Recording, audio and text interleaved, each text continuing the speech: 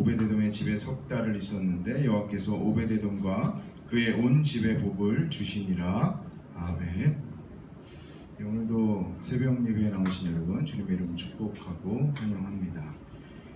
제가 저번에 왔을 때 기억하실지 모르겠는데 이 언약궤를 갖고 한번 사무엘상 말씀으로 말씀을 전했습니다. 그때에는 미스바 부흥 운동이라고 해서 기랏 여야림이라는 그 블레셋 땅과 이스라엘 땅 경계선에 언약궤가 20년이 머물렀을 때에 하나님께서 우리에게 주시는 영적인 교훈이 무엇인지를 배웠는데, 오늘은 한참 흘러가서 다윗 약 한 30년 후로 흘러가서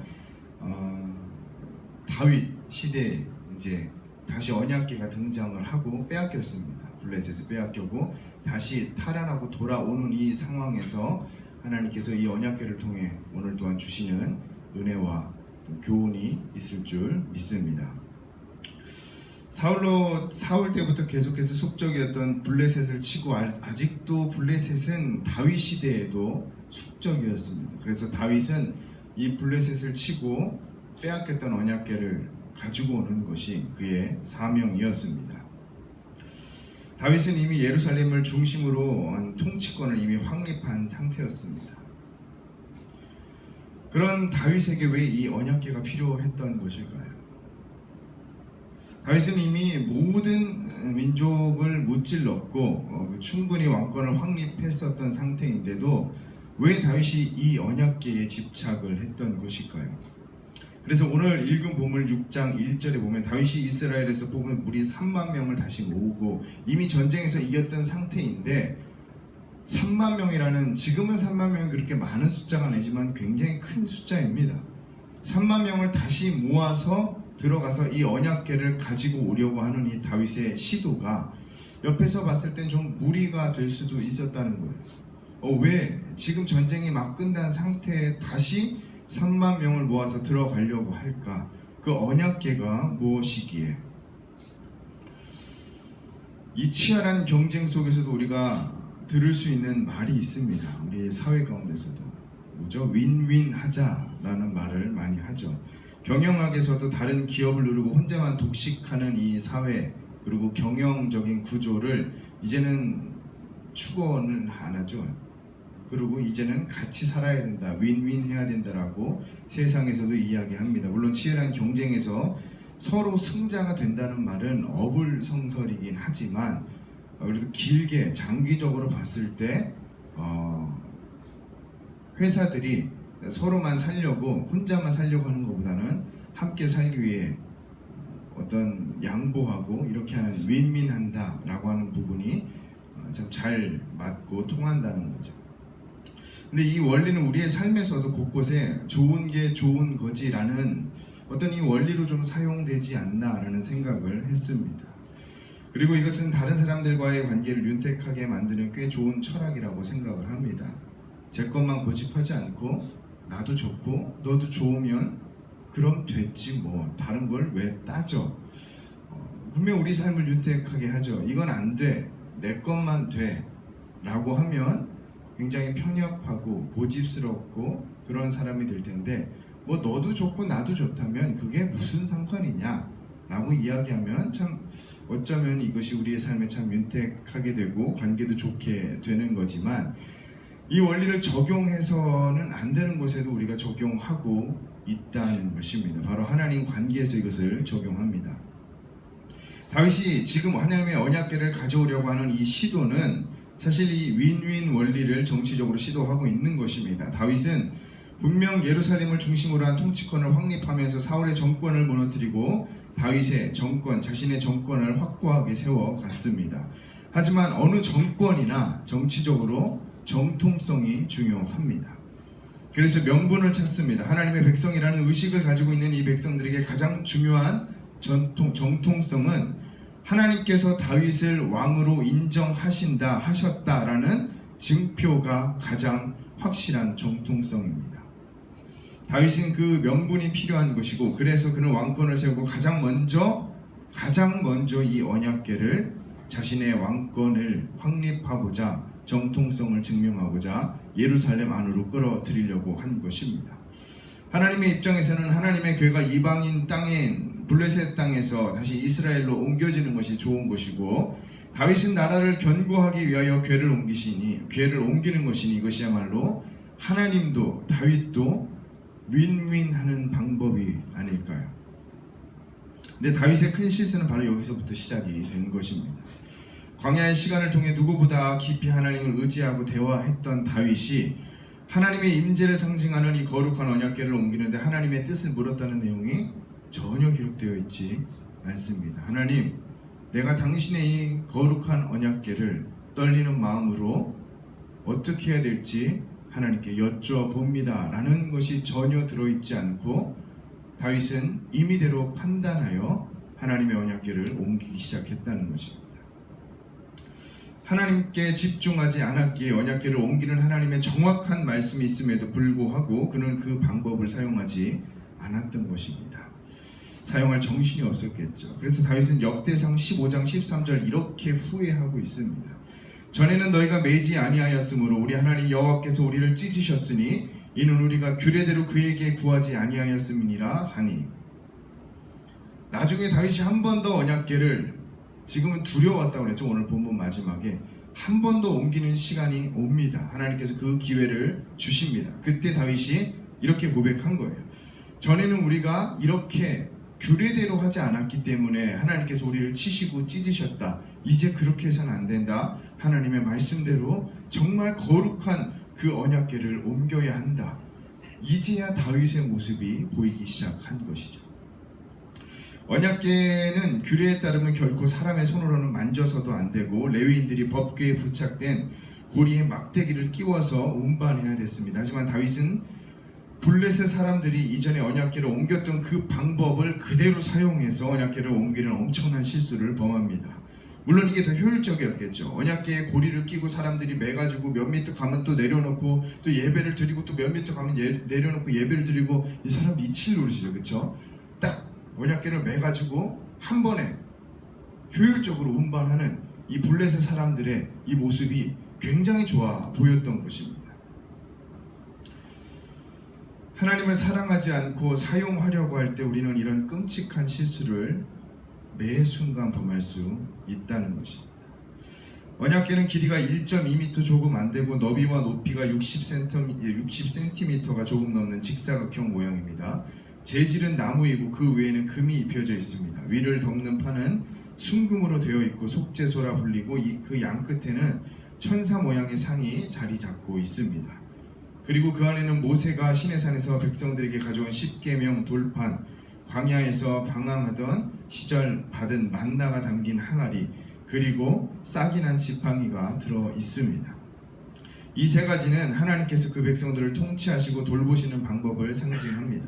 하나님께서는 말씀을 주시며 그의 백성을 통치하시고 그의 백성의 필요를 만나를 채워준 것 같이 채워주시며 그의 지팡이로 우리를 구원하신다는 것을 상징하고 말하고 있습니다. 곧 언약궤는 하나님께서 그의 백성들을 통치하시며 보호하시며 사랑하신다는 그 관계의 증거입니다.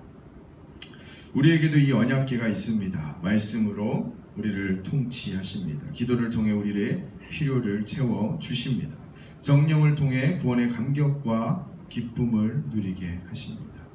하나님께서 이 신앙생활이라고 하는 이 현대에, 구약시대가 아닌 이 현대에 우리에게 주신 언약궤는 말씀과 기도와 성령을 통한 기쁨입니다. 하지만 우리가 계속해서 말씀을 보았듯이 생각해 봐야 할 것은, 우리는 과연 이 언약궤를 사랑하고 있냐, 사용하고 있는 것인가를 우리는 돌아봐야 한다는 것입니다. 하나님의 언약궤에 대해 실수를 범한 사람은 오늘 본문의 다윗 외에도 직접적으로 실수를 또 한 우사라고 하는 사람이 있죠. 6절에서 8절 말씀 한번 다시 볼까요? 제가 읽어드릴게요. 그들이 나곤의 타작 마당에 이르러서는 소들이 뛰므로 우사가 손을 들어 하나님의 궤를 붙들었더니 여호와 하나님이 우사가 잘못함으로 말미암아 진노하사 그를 그곳에서 치시니 그가 거기 하나님의 궤 곁에서 죽으니라. 여호와께서 우사를 치심으로 다윗이 분하여 그곳을 베레스 우사라 부르니 그 이름이 오늘까지 이르니라. 언약궤를 실은 소들이 뛰면서 언약궤가 막 흔들리기 시작했습니다. 언약궤 옆에 있던 우사는 그 언약궤가 흔들리지 않게 하기 위하여 언약궤를 손으로 붙들었습니다. 그러자 그가 죽었습니다. 어이가 없죠. 언약궤가 흔들려서 언약궤가 흔들리네, 하나님의 귀중한 언약궤가 흔들리면 안 되는데 하고 언약궤가 흔들리지 않게 붙들었는데 죽어버렸어요. 주변에 보는 사람들도 굉장히 당황했고, 다윗도 후에 아까 말씀하신 것처럼 역대상에서 고백하기 이전에는 여기 보면 마지막 절에 뭐라고 그러죠? 다윗이 분하여라고 하죠. 이해가 되지 않았던 겁니다. 하나님의 언약궤, 하나님이 왜 나한테 이렇게 하시지? 나는 하나님께 잘하려고 한 건데 하나님도 좋고 나도 좋은 거 아닌가? 누이 좋고 매부 좋고, 하나님은 하나님의 언약궤가 이방 땅에서 다시 하나님의 백성의 땅으로 옮기고 나는 왕의 정통성을 확립하고 이 좋은 거 아닌가? 하나님이 왜 나한테 이렇게 하시지라는 이해 안 되는 다윗의 반응, 주변 사람들의 반응. 왜 우사가 귀중한 하나님의 언약궤가 흔들릴 때 붙잡았는데 죽었을까? 근데 분명히 하나님께서 여기에 7절 말씀에 여호와 하나님이 우사가 잘못함으로 라고 이야기합니다. 하나님께서 그냥 열받으셔서 라고 이야기한 게 아니라 우사가 잘못함으로 하나님께서 치셨다고 말하고 있는 것입니다. 우사는 제사장이었습니다. 그래서 절대 이 방법으로 언약궤를 옮기면 안 된다는 사실을 잘 알고 있었을 것입니다. 하지만 그는 다윗의 잘못에 동조한 것입니다. 다윗 보고 이렇게 하면 안 됩니다. 왕이시여, 하나님의 언약궤는 이렇게 옮기는 것이 아니라 하나님의 말씀에 규례대로 옮기라 나와 있습니다 라고 이야기할 수 있었는데, 이도 새롭게 세워진 왕 앞에서 어떻게 보이고 싶겠어요? 괜히 그렇게 얘기했다 목이라도 달아나면 어떡합니까? 그렇기 때문에 다윗의 이 윈윈하고자 하는 욕심과 탐욕스러운 마음에 그 배를 함께 타서 같이 가야겠다라는 생각을 우사도 했던 것입니다. 곧 언약궤를 관리하는 사람, 하나님을 관리하는 사람이 되려고 했던 교만한 마음이 바로 우사의 마음이었습니다. 유진 피터슨의 다윗 현실의 뿌리박은 영성, 굉장히 읽기 쉽고 이야기식으로 쓰인 책이니까 혹시 안 읽으신 분들은 읽어보시면 참 많은 도움이 될 거예요. 이 부분을 이렇게 설명합니다. 우사의 반사적인 이 행동은 순간적인 실수가 아니었을 것이다. 그것은 자신이 법궤를 관리하는 사람이라는 그의 오랜 망상이 표출된 것이다.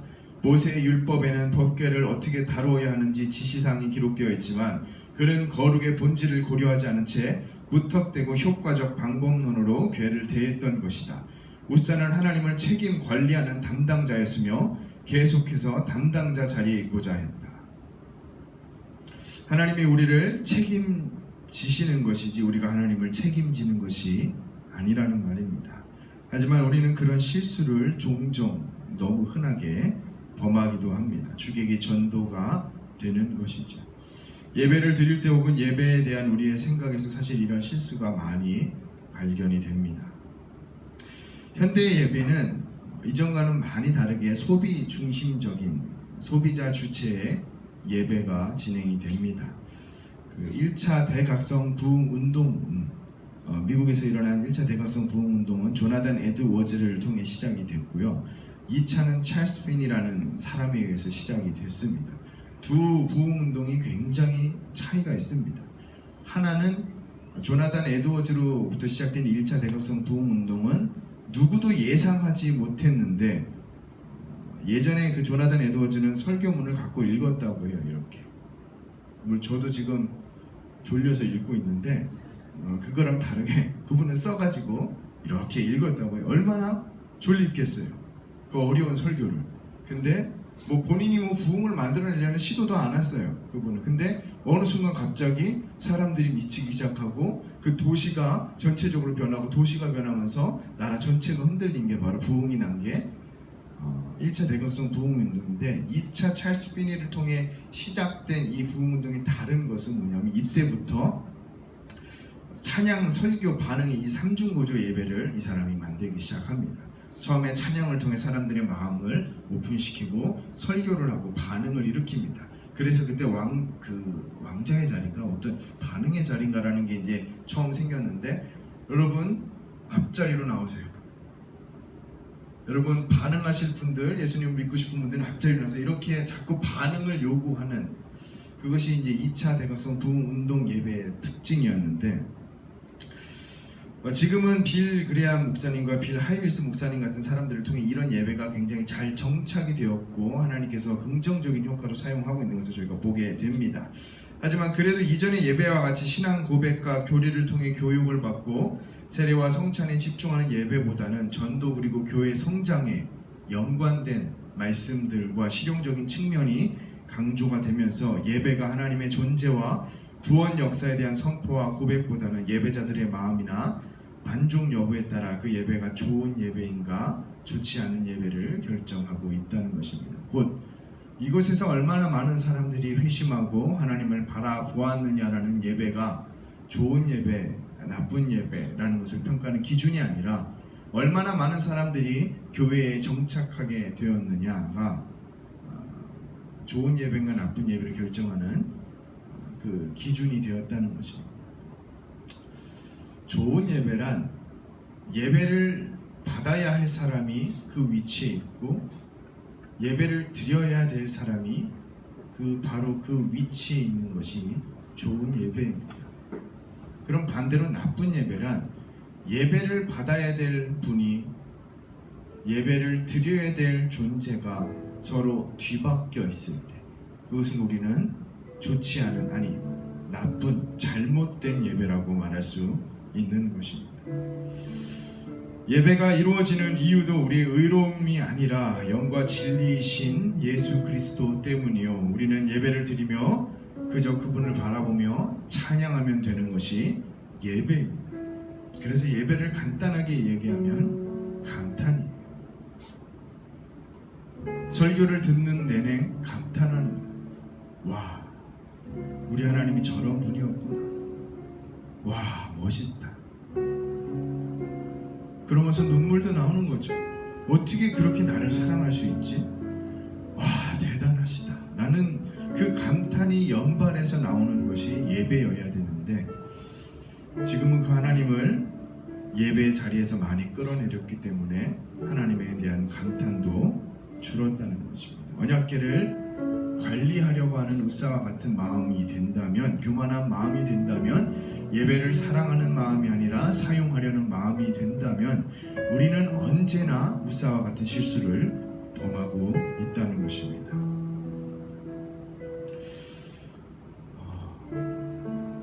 저번 주 제가 예배를 2, 3부 예배 찬양 인도를 하기 전에 문득 그런 생각이 들었어요. 하나님이 어디 계시지? 설교를 하는 것도 사람이고, 찬양을 하는 것도 사람이고, 봉사를 하는 것도 사람이고, 지금 이 순간도 설교를 하는 것도 사람이고, 정종들도 사람이고, 반주를 하는 것도 사람입니다. 뒤에서 봉사하시는 분들도 사람입니다. 하나님이 어디 있어요? 여러분 하나님 보이시나요? 이 예배 현장 가운데 여기 너무 작나요? 그럼 좀 큰 걸로 가볼까요? 여러분 드리는 청년부 예배는 좀 세팅도 잘 돼 있죠. 인원도 많이 오고. 그럼 거기에 하나님을 보이고 계시나요?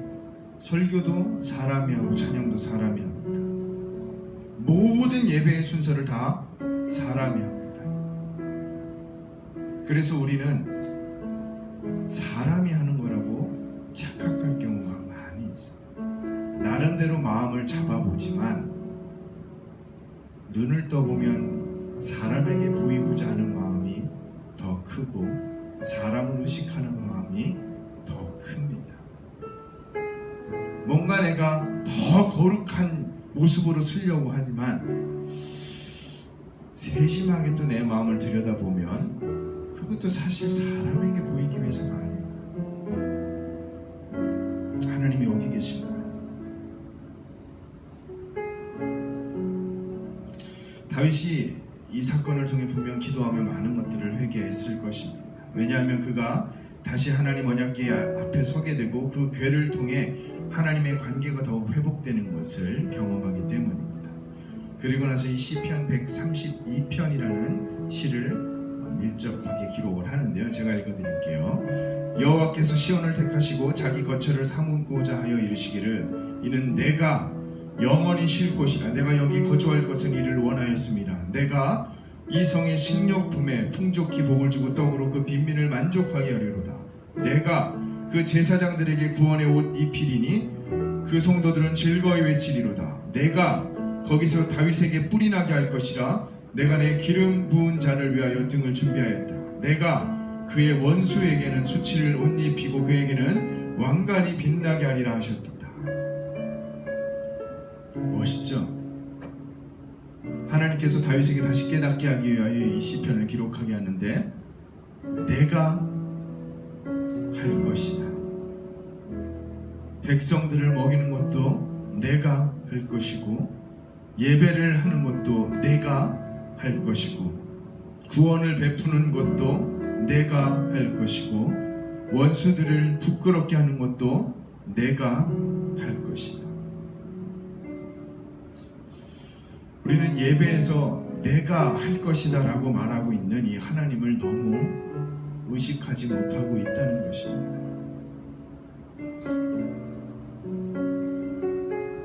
때로는 예배를 우사와 같이 다윗과 같이 사용하려는 마음, 이 예배를 통해 내가 얻게 될 것들, 이 기도를 통해 얻게 될 것들, 그것들만을 바라보고 있다는 것입니다.